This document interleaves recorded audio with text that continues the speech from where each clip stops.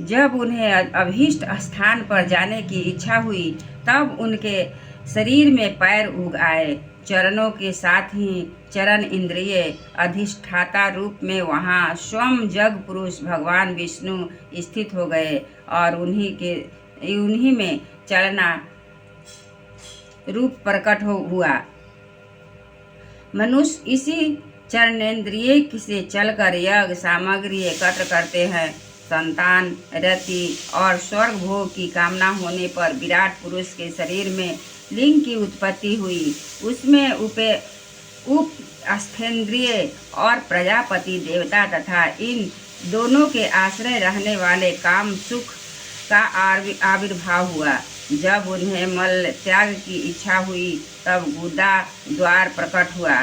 तात्पर्य उसमें वायु इंद्रिय और मित्र देवता उत्पन्न हुए। इन्हीं दोनों के द्वारा मल त्याग की क्रिया संपन्न होती है। अपान मार्ग द्वारा एक शरीर से दूसरे शरीर में जाने की इच्छा होने पर नाभि द्वार प्रकट हुआ। उससे अपान और मृत्यु देवता प्रकट हुए। इन दोनों के आश्रय से ही प्राण और अपान का विछोह यानी मृत्यु होती है। जब विराट पुरुष को अन्न जल ग्रहण करने की इच्छा हुई तब कोख आते और नारियां उत्पन्न हुई। साथ ही कुक्षी के देवता समुद्र, नारियों के देवता नदियां एवं तुष्टि और पुष्टि, ये दोनों उनके आश्रित विषय उत्पन्न हुए। जब उन्होंने अपनी माया पर विचार करना चाहा तब हृदय की उत्पत्ति हुई।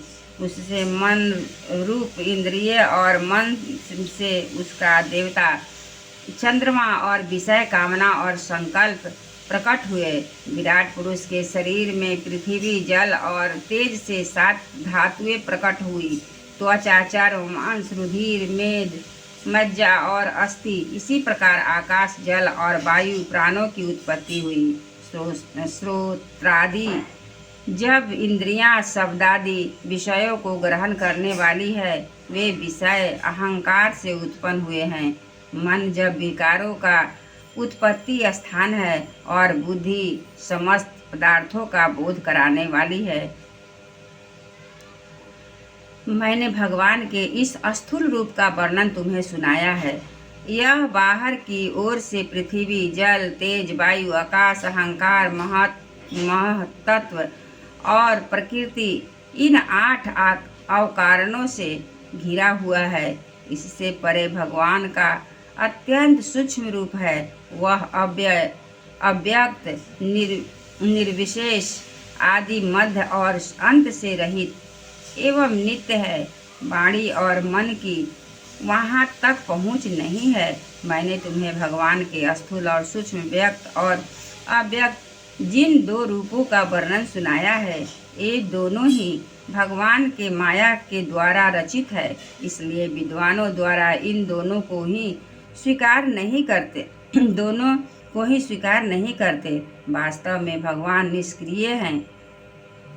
अपनी शक्ति से ही वे सक्रिय बनते हैं। फिर वे ब्रह्मा का या विराट रूप धारण करके वाच्य और वाचक शब्द और उसके अर्थ के रूप में प्रकट होते हैं और अनेकों नाम रूप तथा क्रियाएं स्वीकार करते हैं। परीक्षित, प्रजापति, मनु, देवता, ऋषि, पितर, सिद्ध, चारण, गंधर्व, विद्याधर, असुर, यक्ष, किन्नर, अप्सराएं, नाग, सर्प, किम पुरुष, उरग, मातृकाएं, राक्षस, पिशाच, प्रेत, भूत, विनायक, कुष्मांड, उन्माद, बेताल, यातुधान, ग्रह, पक्षी, मृग, पशु, वृक्ष, पर्वत, सरीसृप इत्यादि जितने भी संसार में नाम रूप हैं, सब भगवान के ही हैं।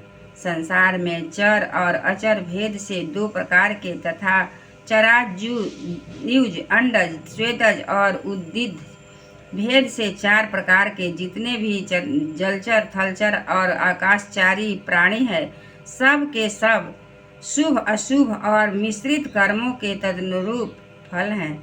सत्व की प्रधानता से देवता, रजोगुण की प्रधानता से मनुष्य और तमोगुण की प्रधानता से नारकीय योनियां मिलती हैं।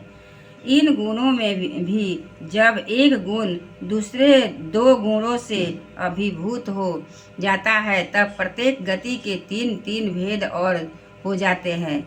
वे भगवान जगत के धारण पोषण के लिए धर्ममय विष्णु रूप शरीर स्वीकार करके देवता मनुष्य और पशु आदि पक्षी आदि रूपों में अवतार लेते हैं तथा विश्व का पालन पोषण करते हैं। प्रलय का समय आने पर वे ही भगवान अपने बनाए हुए इस विश्व को कालाग्नि रूप स्वरूप रुद्र का रूप ग्रहण करके अपने में वैसे ही लीन कर लेते हैं जैसे वायु मेघमाला को परीक्षित महात्माओं के आश्चर्य भगवान का इसी प्रकार वर्णन किया है। परंतु तत्वज्ञानी पुरुष को केवल इस सृष्टि पालन और प्रलय करने वाले रूप में ही उसका दर्शन नहीं करना चाहिए, क्योंकि वे तो उससे भी परे हैं। सृष्टि की रचना आदि कर्मों का निरूपण करके पूर्ण परमात्मा में कर्म या कर्तापन का संबंध नहीं जोड़ा गया है। वह तो माया से आरोपित होने के कारण कर्तृत्व का निषेध करने के लिए ही है। यह मैंने ब्रह्मा जी के महाकल्प का अवान्तर कल्पों के साथ वर्णन किया है। सब कल्पों में सृष्टि क्रम एक सा ही है। अंतर है जो केवल इतना ही है कि महाकल्प के प्रारंभ में प्रकृति से क्रमशः महत्वादि की उत्पत्ति होती है और कल्पों के प्रारंभ में प्राकृत सृष्टि और ज्यों की त्यों रहती ही है। चराचर प्राणियों की वैकृत सृष्टि नवीन रूप में होती है। परीक्षित, काल का परिमाण कल्प और उसके अंतर्गत मनवंतरों का वर्णन आगे चलकर करेंगे। अब तुम पदकल्प का वर्णन करो। वर्णन सावधान होकर सुनो। शौनक जी ने पूछा, सूत जी, आपने हम लोगों से कहा था कि भगवान के परम भक्त विदुर जी ने अपने अति दुस्सह कुटुंबियों को भी छोड़कर पृथ्वी के विभिन्न तीर्थों के विचरण किया था।